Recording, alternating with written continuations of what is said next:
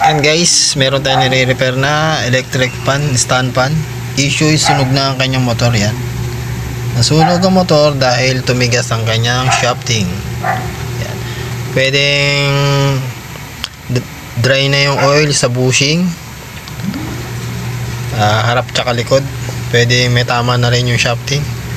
Yan ang kadalasan na dapat lagi natin i-maintain. Lag-add ng langis dito, yan dyan, may lagay ng langis dyan tsaka doon para hindi masira yung motor. Yan, original na copper to, tanso talaga. Yan magiging issue nyan pag napabayaan na, ugong lang tapos naka-on, yan sira. 220 rin dito yan, 220 gastos malala, may labor pa. Tapos syempre palit na rin tong bushing, dalawa. Pag good to, hindi mo masisira to. Dito masisira motor na to pag naka pre-wheel to na maayos, ha? Hindi masisira, hindi masusunog.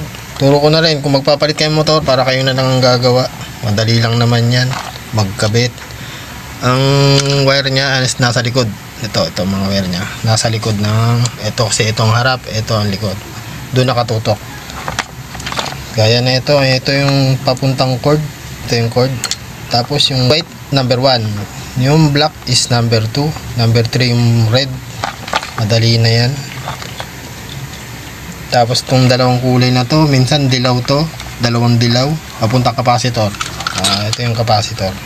Itong black na to. Okay, dito na po. Salamat.